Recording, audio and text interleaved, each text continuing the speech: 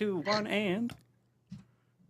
Hello, welcome to Disenthrall. I am Patrick, and today we have an awesome conversation for you with Katy, an anarchist living in Mexico. Katy is a young anarchist and a perpetual tourist currently living in coastal Mexico.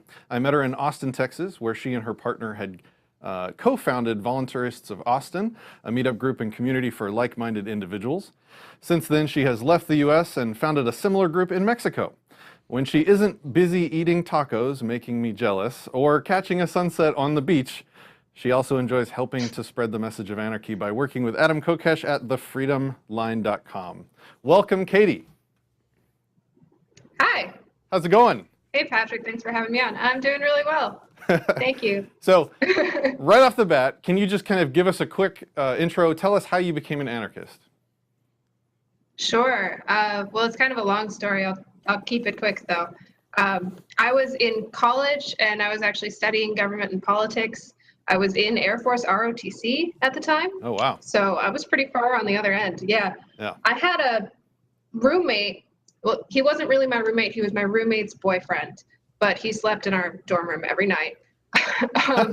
And yeah, so he was basically my roommate also.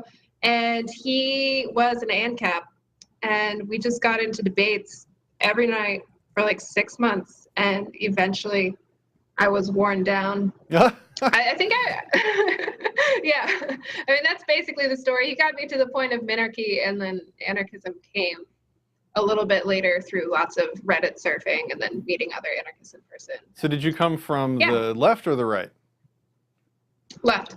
Okay. So how did that, like, what were your sticking points that he kind of talked you through over that 6 months? The biggest thing for me was making sure that people would be taken care of, and also kind of the whole notion of democracy.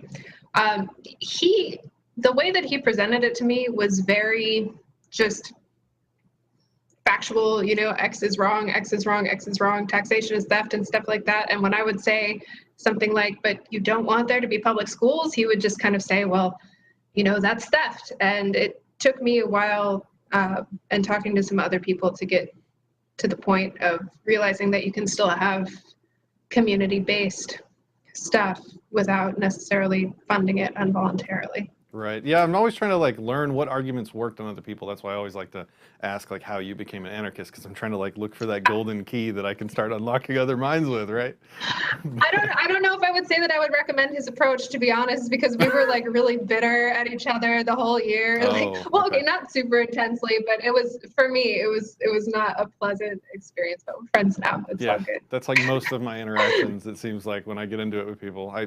I went to a Larkin's thing a while back, which was awesome. And he gave me a lot of really great tools that I've only put them into practice a couple times so far, but they are really successful. So I'm not trying to plug his thing again, but I am trying to plug his thing. It was really useful stuff. We should do a video on that, Kason. Candles in the Dark. It's a good event. Yeah. I'm holding off on doing the video because I don't want to give away any of his tools that would prevent people from wanting to go to his conference, right? Yeah. Because that kind of feels shitty. But I mean, this is good stuff that people need to know too. So I don't know. Yeah. People need to hear about it. I wanted to talk to Katy today because she did something that not many people do, especially Americans. They leave their home country of origin and move abroad in search of, I guess, greater freedom, which is what you've done, right? Yeah, more or less. So I wanted to know, why? why did you leave? Why?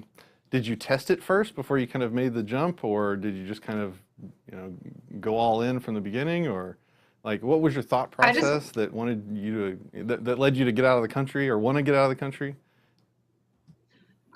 So no, I did not test it out before I left. I had never even been to Mexico before, aside from one time crossing the Rio Grande at Big Bend, because it's basically just a creek there, and then went back to the other side. But for me, I had read The 4-Hour Workweek by Tim Ferriss a couple years prior on recommendation from somebody. And in there, one of the things that he talks about is kind of the phenomenon of digital nomads, people who work online.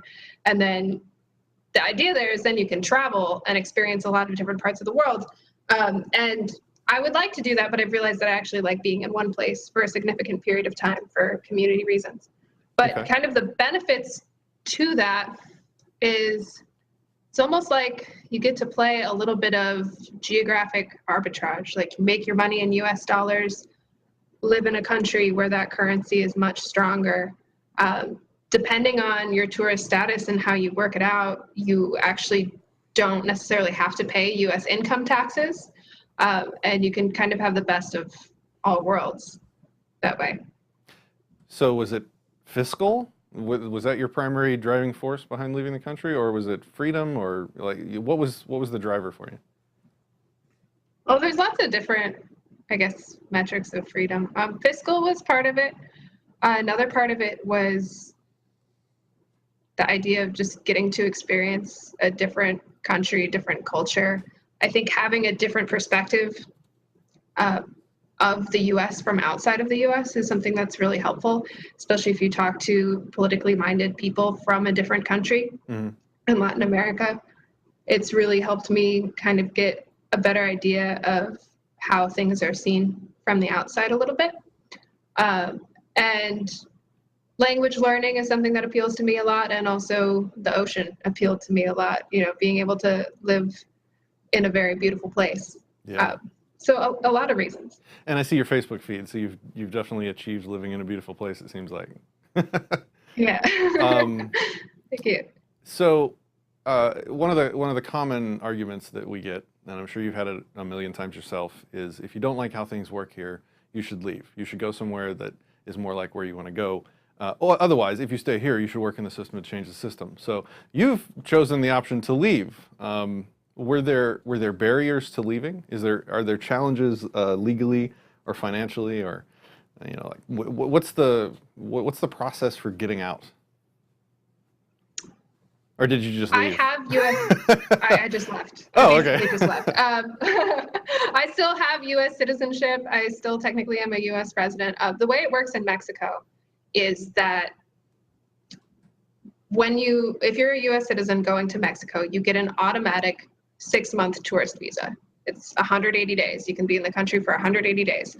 And in order to renew that visa, all you need to do is leave and come back. Just go to any other country and come back, even if it's overnight.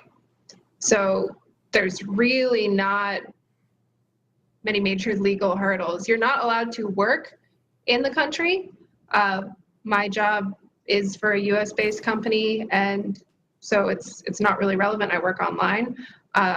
But to just go, there's really no barriers at all, and that's what I did. I actually just got an apartment, which wasn't difficult. They didn't even ask for much proof of income or anything.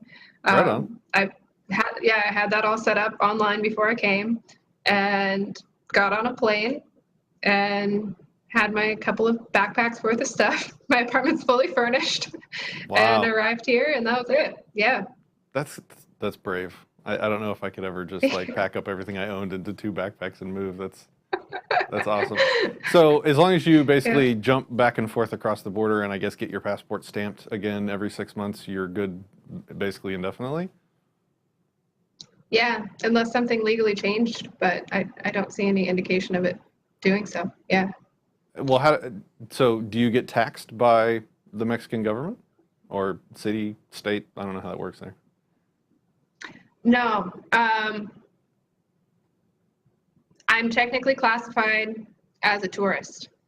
And this is how most US citizens in Mexico are living. Basically, you come down on a tourist visa. You're not a Mexican resident, so you're not taxed by the Mexican government. Okay. And that's why I use the word perpetual tourist. There's people who do it by hopping from country to country, but there's kind of ways of moving around where you don't technically meet the requirements to fall in any tax jurisdiction at all. Okay. All right. Yeah. You're making this sound too easy. What, like, are there any challenges? Are there any downsides, or are you just happily you've migrated away and you're paying? I mean, you don't have to tell us your private financial information, but if you can, are you paying any taxes at all? Like, do you have to pay taxes to the U.S. government at this point? And again, you don't. Please feel free to Social Security remain and private. Medicare. Okay. So basically what I'm working with is the foreign earned income exclusion. And there's a rule that if you're trying to claim that, then you either have to be a resident of another country is one way to qualify, or if you're on US soil for 35 days or less per calendar year, then that's another way to claim the exclusion. And it's only an exclusion for income tax up to, I think if you're making something less than around 100 grand a year, but you still need to pay Social Security and Medicare. Okay. And I mean, how do they get, well, I guess if you work for like an American company, they're still reporting your wages or whatever. So they would have that information. I suppose. Okay. All right. Yep. I'm just trying to figure it out. I've never talked to anybody about this before. It's awesome. Yeah. So, do you try and convince people to like join you in Mexico? Is that something that you're interested in doing, or is it just like a personal decision that you think, it's up to everybody obviously on their own, but I mean, this is it's absolutely a personal decision. I do have another friend that's planning on joining me moving down to Mexico, but it's not particularly like a movement that I'm trying to start getting people to do this. But for me, it's something that's worked out really well. And I think it's a great option to, kind of take advantage if you can. The number one thing, and I came up Republican, Bill O'Reilly watching, stereotypical hashtag American, right? And so I've been regaled with the stories of the dangers of Mexico and how unsafe it is to live there and how problematic the police are. They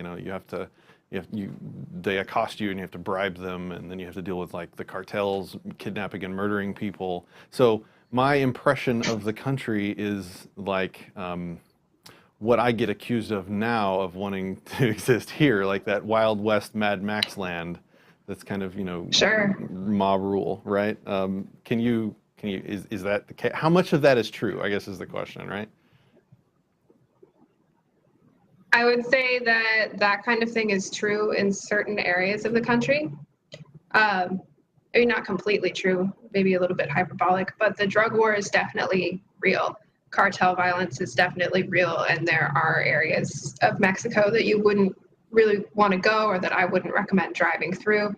That being said, where I am, and there are several other areas of Mexico that are much safer than major US cities, crime stats wise. Walking around on the street here where I'm living, generally speaking, I feel a lot safer. I have much fewer problems, like getting hassled by men on the street and like things like that.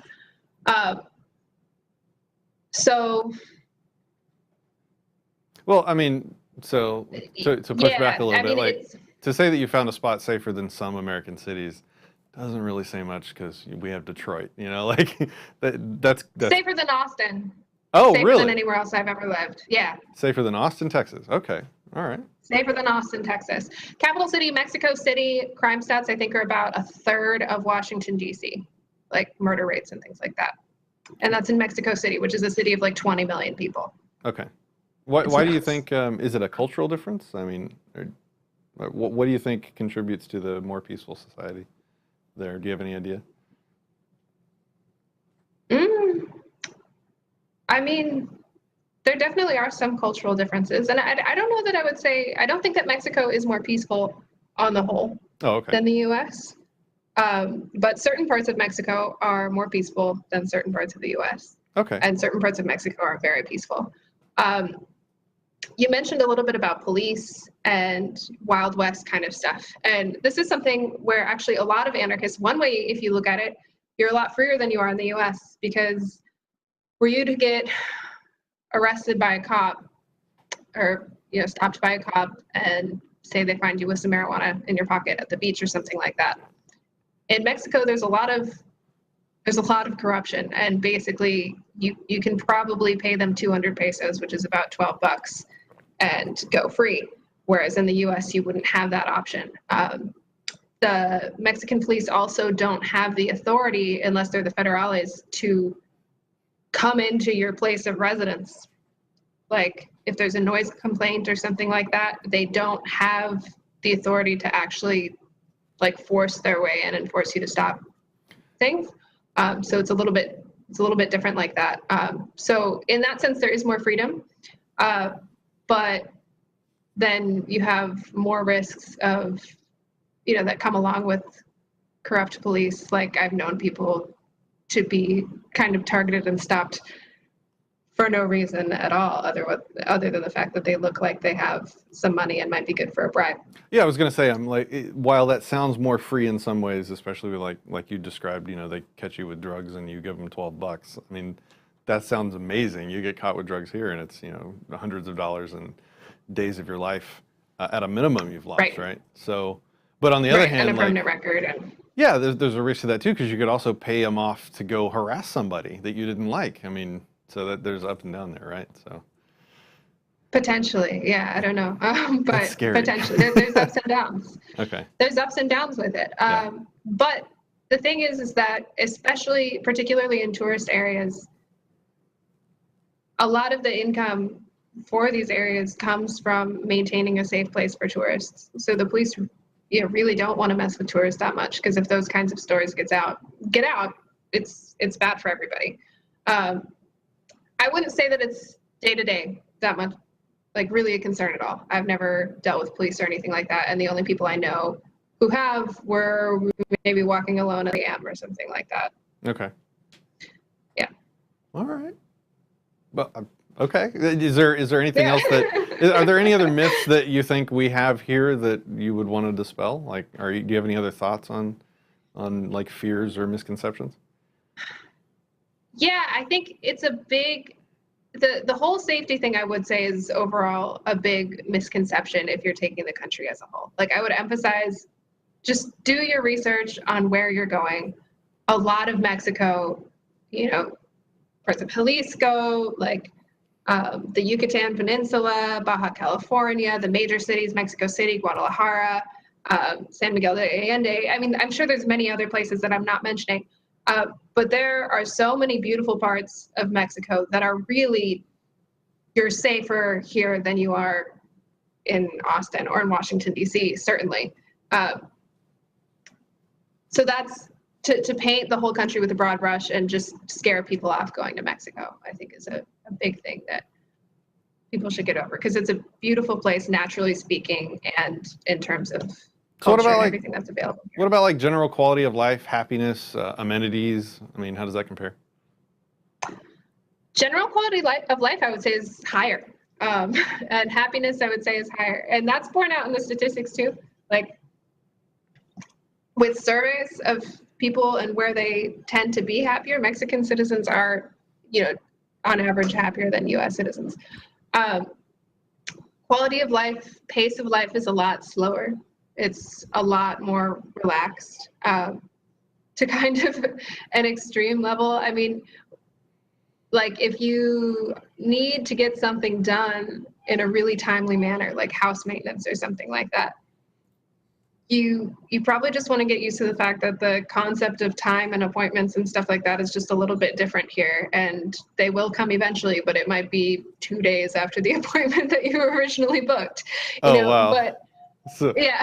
so everybody's like Comcast there then. What's the internet speed like there? I'm curious about that, actually, because that's important to me. I have 50 megabits per second. Okay. Yeah, all right. That's good. Yeah. That's good. It's better than my house, so I like that. Yeah. And it really, and it's quite reliable, and it really depends on where you are too. Like, I know there's parts of the country that you can get like 200 megabits per second or even higher. And I wanted to say, it's not like Comcast, like bad service or something like that. It's just a very different lifestyle, because the flip side of that is that everyone tends to be much more relaxed. There's a lot more time off. There's a culture of taking holidays and a lot more family time and just chilling out a lot more. That sounds good. And Katy, I have a question for you from one of the viewers. He was asking, can you go into more detail about the differences in the cost of living in Mexico versus the U.S.? Like, if you were to measure it in U.S. dollars, I guess he means like a loaf of bread and stuff like that. Sure. So I would say the major differences in the cost of living are in services and in rent. Food is less expensive here. I would say maybe you'll save like 25% on food or something like that. Groceries. Restaurants, I can go out to eat at a normal restaurant for, a nice meal, decent meal for less than five US dollars, tip included and everything we like just that. we just ate at Chick-fil-A and spent like $16 for 2 people. For 2 people, yeah. Yeah. Although I did get Right. a shake, which, that's a luxury Yeah. kind of beverage. Right. So. So like, for an example, if I go to a restaurant that's a kind of fancy restaurant, literally on the beach, like your table is in the sand and it's candlelit and stuff like that, then my entree is $10. Oh man, my wife better not see this episode. So That sounds awesome. that's pretty nice. And like my rent, for example, I'm in a furnished apartment in a very like central area of town. I'm a block away from the major road through town, really close to buses, stuff all around, less than a 10-minute walk from beach access. And it's a nice building, fully furnished. This includes internet, costs me about $350 a month. And I could get cheaper than that. And this is also one of the most expensive areas of Mexico. And actually, I was kind of like on the Tim Ferriss train as well, like kind of the way you started. And there was a tool that I found for anybody who wants to know a little bit more. It's called expatistan.com. So I'll put that up on the screen and leave it up there for you for just a little bit, where you can literally punch in what's the cost difference between living in this city and this city. And it literally compares loaf of bread, tank of gas, liter of petrol, everything. So What's like the dollar per square foot like property difference? Like if you're going to purchase a house or something in this city, I live in Dallas. It's give or take $1 a square foot, just depending on what area of the city.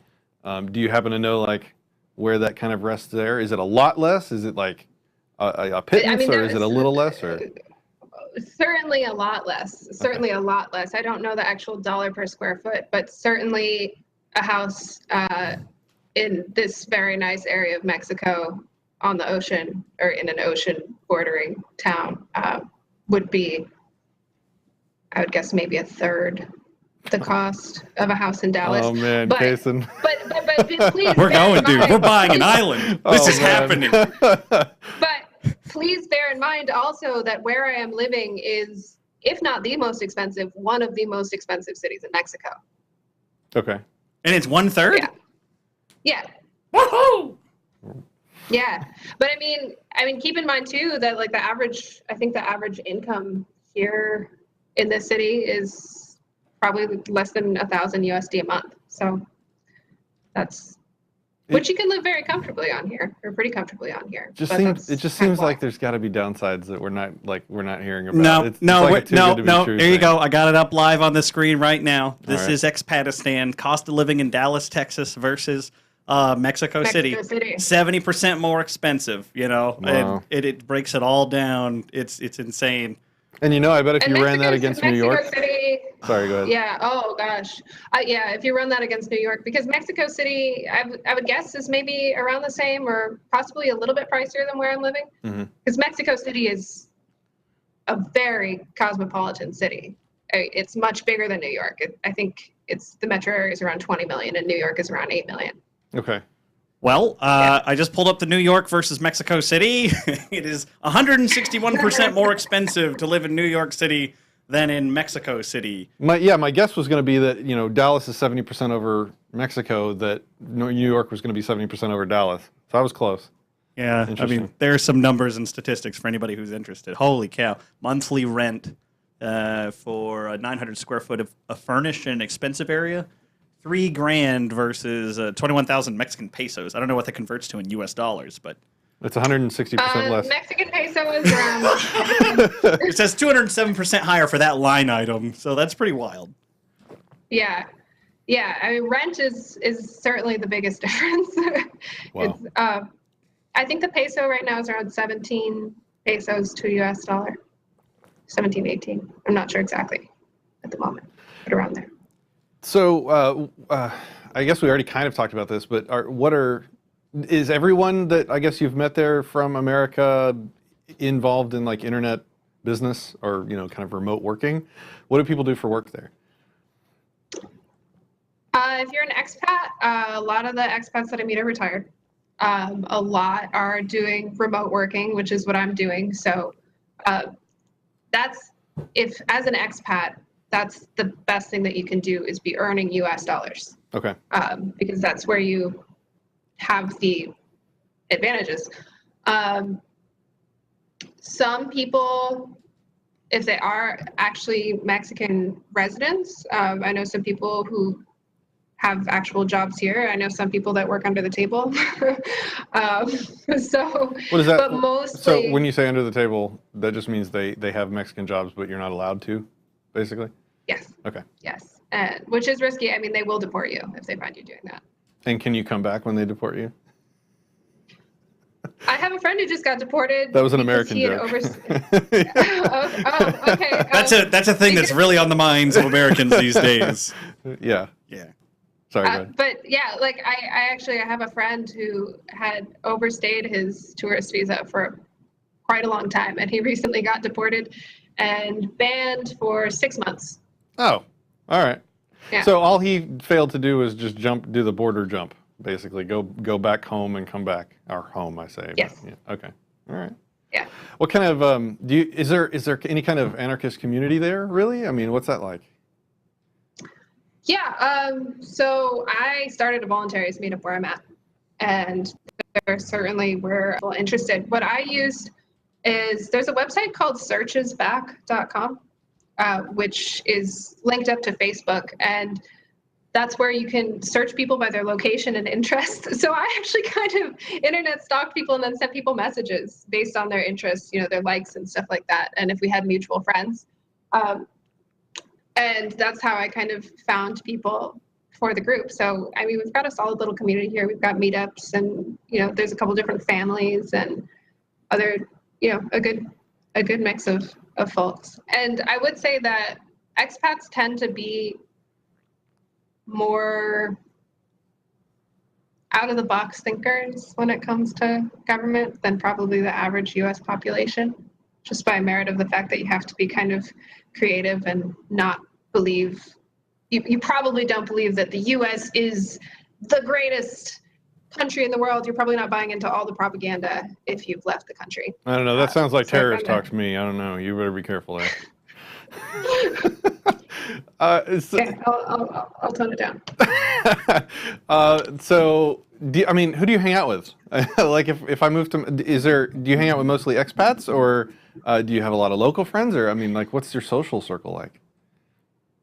It's been changing the longer that I've been here. It started out with mostly expats. I got connected to a couple people who I had a lot of mutual friends with. I actually happen to know a lot of the same people, a couple around my age. And they introduced me to some other people. And this is kind of like a little anarchist circle. And that's probably who I hang out with the most. But then, I go to like a language exchange meetup. I have friends from dance classes and stuff like that who are locals or other internationals. I've met other expats. It's really a mix. It's really a mix of folks. A lot of people do speak English. But I do think that it's important if you want to actually live here and make the most of social life to learn Spanish. Right. Yeah, my wife's actually been trying to get me to learn Spanish as well. We've been using the Duolingo thing, but we have no one to speak it with in our circles. So it's very challenging to learn to learn the language. Taco. Yeah, I mean. Yeah, taco. Burrito. That's about it.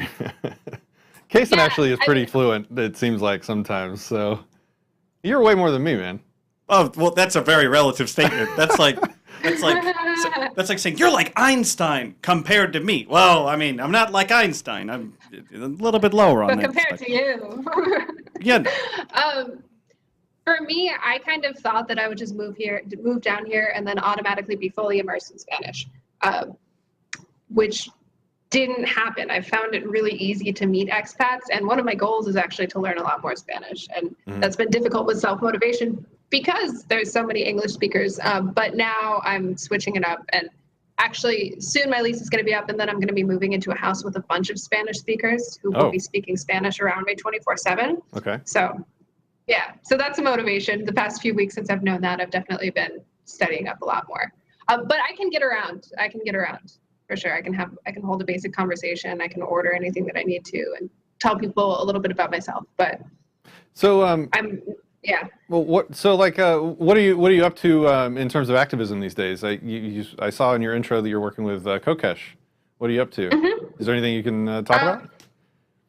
Sure. Well, I mean, Adam Kokesh is a longtime anarchist libertarian activist, and he wrote a book called Freedom, which is a great intro to these kinds of ideas. If you need something to just kind of break down in a simple way the ideas of peace and freedom and anarchism and voluntarism, it's a really good primer. But he's actually gearing up to run for a campaign for not president. Basically, his idea is to campaign on the platform of peacefully dissolving the federal government and moving back towards more localization. And what I'm doing with him is just helping out with his social media and things along those lines. Okay, all right. So are you on board to help him win the presidency in 2020? Or the not presidency? The not presidency. The not presidency. The not presidency in 2020. Yeah. Yeah. So, I mean, yeah, absolutely. That's cool. Does he spend a lot of time in Mexico? Yeah. No, but that's actually how I met him. Was he was down here visiting somebody and invited him to my meetup, and awesome. That's how we got connected. I've met him a couple times. Yeah. He came through Dallas with his last tour, I guess, when he was doing his speech tour, and I got to hang out with him a little bit there. Also, if you want to, he's actually.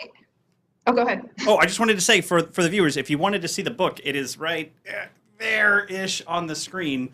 That'll actually link you over there. I like this. What's that TV show where they put all the family Brady members? Bunch? Yeah, I can look up at you, Yeah. Patrick. You're over there. Look up and to your right, Katie, and you look at Patrick. There we go. You know? Oh, that way. Let's all take a drink together now. Anyway. All right. Anyway. Oh wait, I have something. Okay. Yeah. I don't know if I did that right As or does not. Patrick, but he's being a nonconformist. Oh, sorry. He's going off camera. Look out. There we go. There we go. I was just going to say, if you go to thefreedomline.com/calendar, he's actually kicking off a tour right now. Right now he's in Malta at the Corax conference, and then after that he's going to be touring around. Thefreedomline.com/what? Calendar. Calendar. I love it. Yeah. Sorry, that's my Minnesotan accent. That's where I grew up. Yeah, so I'm personally against voting. I think I can make a pretty good ethical case that it's immoral to vote because there is no ethical option. There is no option that doesn't want to initiate force. And it sounds like Kokesh is trying to create that option. To be that option. Which is, I'm not sure if it's possible. I would love to have, maybe we can have Kokesh on to just talk about, show me how there can be a moral option for the presidency. Yeah. I mean. Yeah, I'm sure. I mean, he could certainly demonstrate it. I mean, there can't be a moral option for the presidency. Basically, what he is doing is creating an option for people who don't want an option of presidency to be able to vote that. Yeah, like he's trying to create a no vote, which is interesting. Well, I think if you measured the last U.S. election by popular vote, it was like the majority of people actually didn't vote. So if the majority of people voted for a null, then there would be a null. And if that null just happens to be called Kokesh, then so be it, right? Except not just so be it, except, if you had a mandate for something like that, then maybe you could actually get in there and make some changes. What he would like to do is basically just remove the one layer of the executive branch, the federal government, return power to the states, because more local means less government, more freedom. And he would use the assets of the federal government to pay off remaining obligations to things like Social Security and Medicare. Basically keep those things going for a little while so that people wouldn't just have the rug pulled out from under them. Yeah, let's toss Kokesh a line and see if he wants to come on and just spend an hour talking through it. It might be fun. Yeah. All right, It'll cool. be fun. Did you have anything else you wanted to talk about or mention about Mexico or your life or what you're up to, or any plugs? Anything you want to plug coming up? No, I think that's basically just it. I would say, Mexico is a beautiful place, and if this sounds like a life that's appealing, it certainly is an option, and it's not that difficult to pull off. I can't say that I'm not considering it now after talking to you. At least I don't know to what degree, because I've got, I've got a family and kids, so it's harder to just uproot and move. Yeah, no, I totally understand. Actually, that's one thing that I did. Maybe it would be good to touch on a little bit. There are a lot of families with kids down here that I know, like anarchist unschooling families with kids. And one of the things that they really like about it is, at least from what I've heard from them, it's a better, freer environment for kids, in the sense that in the US, you have to worry about now, CPS getting involved if you let your kids be quote unquote free range, or, go to the park by themselves, or do things alone that kids growing up, even my age, but certainly generations before, were able to do on their own without parental supervision all the time. But now in the US, there's a lot of issues like that. There are I don't a know lot if of you've, issues. Yeah, like yeah, I've looked into this. So like with homeschooling, I guess I'm just lucky that Texas is one of the few states that is very liberalized on homeschooling. There's very few requirements or whatever. It's not like I think California, you can't really homeschool your kid. You have to basically hire a state certified teacher, I think, to come to your home to teach your Really? kid. It's something insane. So yeah, Really? on The the government doing insane things. Imagine that. That's never happened In before. California? Yeah. Yeah, no So way. on the spectrum, Texas is like on the far good side of the spectrum of homeschooling. The only requirements in Texas is that if you're going to homeschool, you have to teach your kid the fundamental subjects. You have to agree to. You don't have to prove you are, really. You just have to agree to teach your kid, like math, science, reading, and good citizenship. So like the teaching your kid to be a good citizen of the state is one of the 4 tenets here in Texas. It's interesting. I'm sure you'll teach your kids to be a good citizen of the world, a good citizen of humanity, and that fits enough. That's exactly what I'm thinking. Yeah. But for many of the people here, or actually the families that I know here that do have kids, that was one of their main motivations, was one, having more freedom for their kids, not just in how they school them, but also and just not having to fear being arrested if they let their 7-year-old go to the playground by themselves or something like that. And then also so that the kids could potentially have a second citizenship, which would be useful to them later in life if things were ever hairy. So would you ever need to or want to get a Mexican citizenship for some reason? Can you? I don't even know if it's possible. That's not something that I've really looked into too much. I have some friends who are interested in doing that, and I think you have to be outside of Mexico. You need to have a certain amount of income proven. It's not a lot. I think it's like $2,000 a month, and then you can apply for permanent residency. And then if you have your permanent residency, I don't remember how many years, maybe 5 years or so to get to citizenship. For me right now, that doesn't really appeal to me. I kind of like my perpetual tourist, kind of not really a resident of anywhere status for the tax reasons. And also I feel like that's a better deal for me. But there are certain advantages to having a second actual citizenship. So I guess you'd trade the U.S. taxes for, you'd actually be taxed then, right? By Mexico, yeah. All right. Yeah, you'd actually be taxed then by Mexico.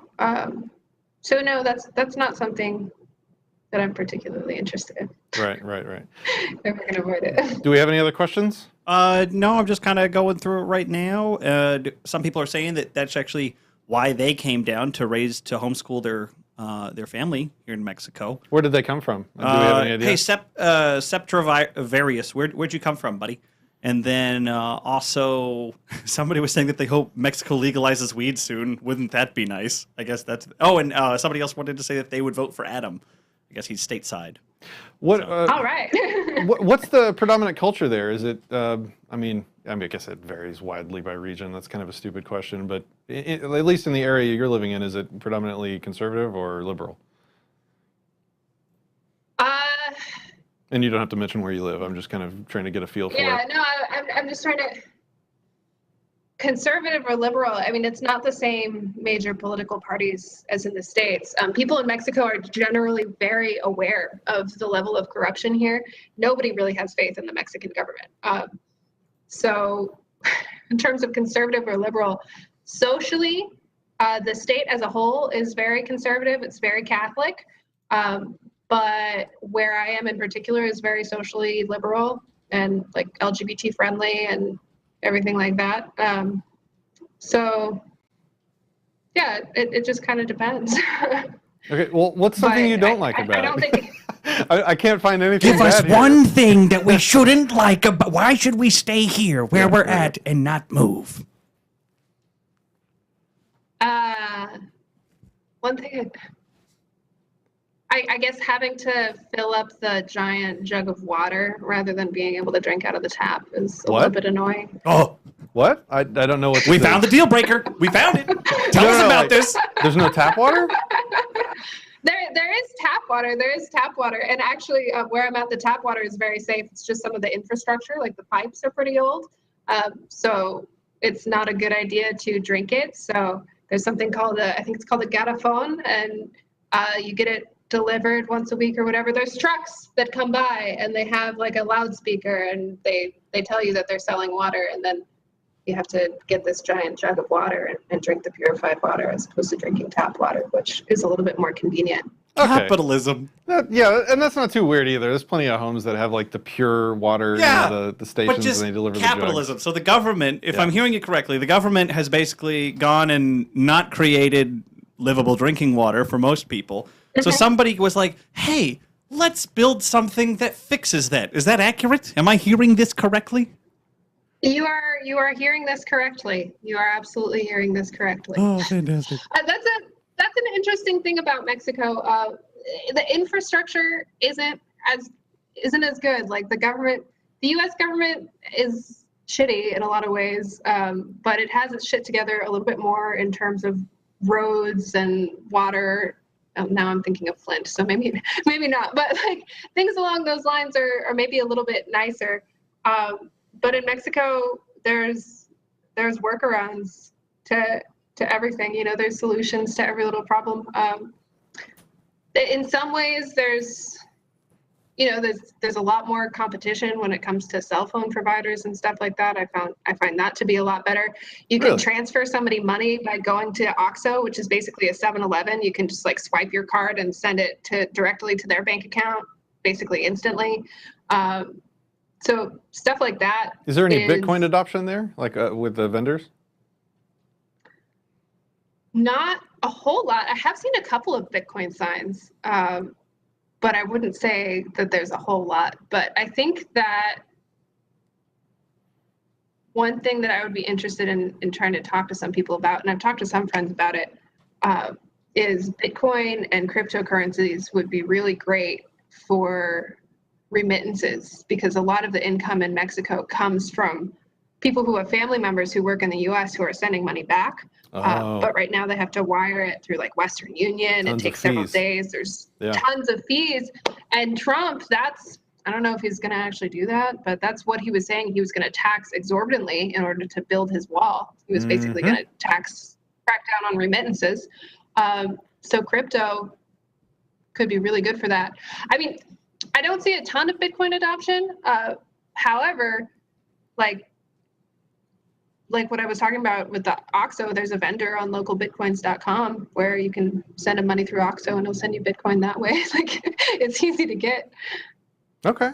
All right. Interesting. Yeah. And there's bitso.com is a big Mexican Bitcoin exchange. And Bitso. It's a good name. Yeah. And since we mentioned the whole wall thing, just to plug our own channel while we're here, tomorrow we'll be talking with an Israeli anarchist about the ethics of borders and walls and all kinds of stuff going on tomorrow I think it's at 1 p.m. Central, if I'm not mistaken. Yep. So there's that. Yeah, and again, I've been putting this out kind of at the end of all of our episodes recently. This is an open call for debates and discussions on any ethical issue that you see us bringing up or that you want to talk about or discuss. Please drop us a line. We would love to have the conversation. Well, I'll just say I firmly come down on the side of no borders, no walls. I think that one of the saddest things in the world is the way that we're corralled into different countries, and people who are living in Mexico and are Mexican citizens have such a harder time making money. They because of they can't go and make US dollars like I can unless they find ways to work under the table or something like that. They don't have the option to just move to another country and practice the kind of currency arbitrage where I am, where it's like I can live for really cheap because I'm making money in the US dollars. That's not a free market thing. It's just because we're separated by walls that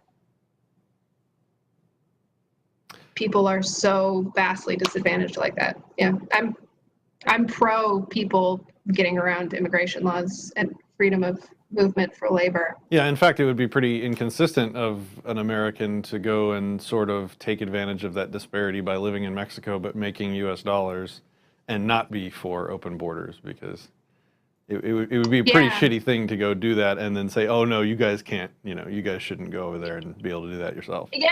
Yeah. And that's something that I'm heavily aware of, the fact that I'm doing that, and it's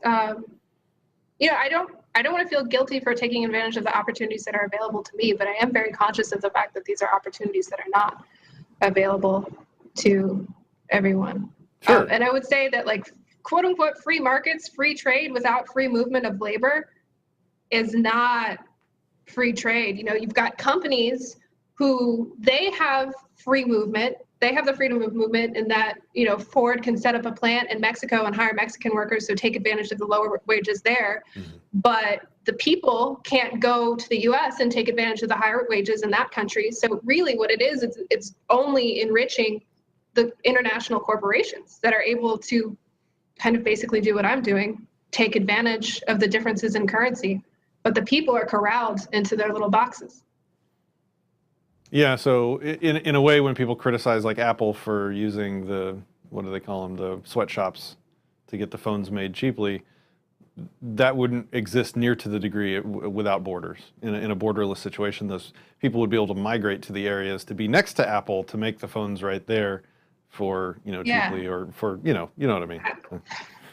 Absolutely not. You think the people in Juarez would be willing to work for less than $5 US a day if they could just cross the border into Texas and be making 10 times as much? Right. No, 20 times as much. No, they wouldn't. Yeah. Well, they are crossing the border to risk it, right? That's part of the drama happening, right? A lot of people are. A lot of people are crossing the border to risk it, and I can't blame them at all. Oh, yeah. I would probably be one of those rebellious people doing just that. That's my personality type. When I was out in Acapulco, I was talking to the waiter at the hotel, and he was saying how he was about to go do that. And I said, good on you. Good luck. I hope you make it safely. Yeah. But don't they have to they have to depend on the criminal element to sometimes assist them across, right? Which makes it more dangerous. Yep. Makes it more dangerous. Okay. Yep. Well, Katy. Yeah.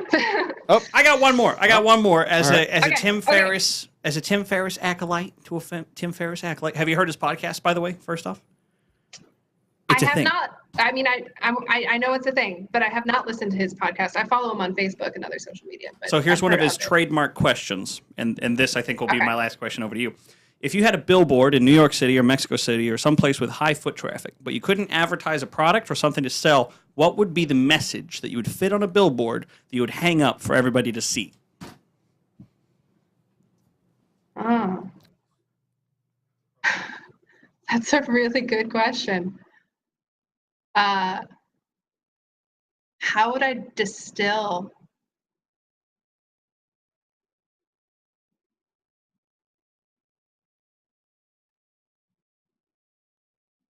Think long and hard. It would be something, I'm thinking.